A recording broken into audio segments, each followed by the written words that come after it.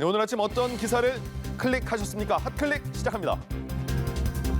네, 방탄소년단 멤버 진이 작곡한 슈퍼 참치 들어보셨습니까? 예, 여기에 대해서 일본 네티즌들이 아우성을 치고 있어요. 이 현상에 대해서 성신여대 서경덕 교수가 이건 두려움의 표시다 이렇게 꼬집었습니다. 자, 서 교수는 SNS에 슈퍼 참치 가사 중에 동해바다, 서해바다 이런 가사가 나오거든요. 근데 일부에서 이 한국과 일본 사이의 바다 명칭을 일본해가 아니고 왜 동해라고 썼냐 이런 이유로 일본 네티즌들이 목소리를 높이고 있는 겁니다. 자, 서 교수는 BTS의 세계적인 파급력과 또 과거보다 동해의 병기 표기가 날로 늘어나는 것에 대한 두려움을 나타낸 거다 이렇게 말했습니다.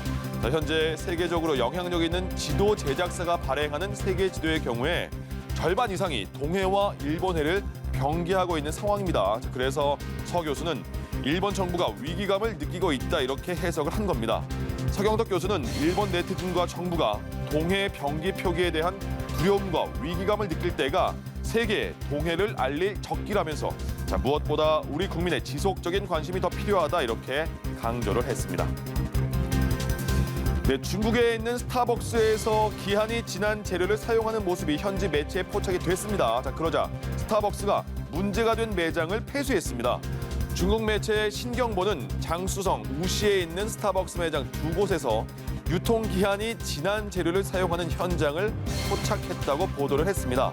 자, 이런 겁니다. 라떼를 만들면서 유통기한이 지난 말차액을 사용을 했고 또 역시 기한이 지나서 버려야 하는 빵을 판매하는 모습 등이 취재를 위해서 위장으로 취업한 자사의 기자에게 발각이 됐다는 겁니다. 자, 해당 기자는 이러한 상황을 몰래 촬영했다고 하는데 이런 보도가 나가자 스타벅스는 성명을 통해서 자, 중국 현지 매체에 보도된 것을 매우 심각하게 받아들이고 철저한 조사를 위해서 즉시 문제가 된 두 매장을 폐쇄한다고 밝혔습니다. 자, 그러면서 22년 전 중국 시장에 진입한 이래 엄격한 식품 안전 기준을 이행했고 식품 안전 문제에서는 무관용 정책을 채택했다면서 자, 언론과 대중의 계속된 감독을 환영한다 이렇게 덧붙였습니다. 네, 잉글랜드 프로축구 프리미어리그에서 활약하는 손흥민 선수가 한국갤럽이 발표하는 올해 스포츠 선수로 선정이 됐습니다. 손흥민 선수는 이 조사에서 5년 연속 1위를 차지하면서 한국을 대표하는 독보적인 스포츠 선수로 입지를 굳혔습니다. 자, 한국갤럽에 따르면 지난달 전국 만 13세 이상 1,700명을 대상으로 올 한 해 한국을 빛낸 스포츠 선수가 누구냐 이렇게 물은 결과 손흥민 선수가 72.8%의 압도적 지지로 1위를 차지했습니다. 자, 손흥민 선수 현재 EPL 최고의 공격수 중 한 명이죠. 최근에는 미국 스포츠 전문 매체 ESPN이 선정한 전 세계 포워드 순위 6위에도 오른 바 있습니다.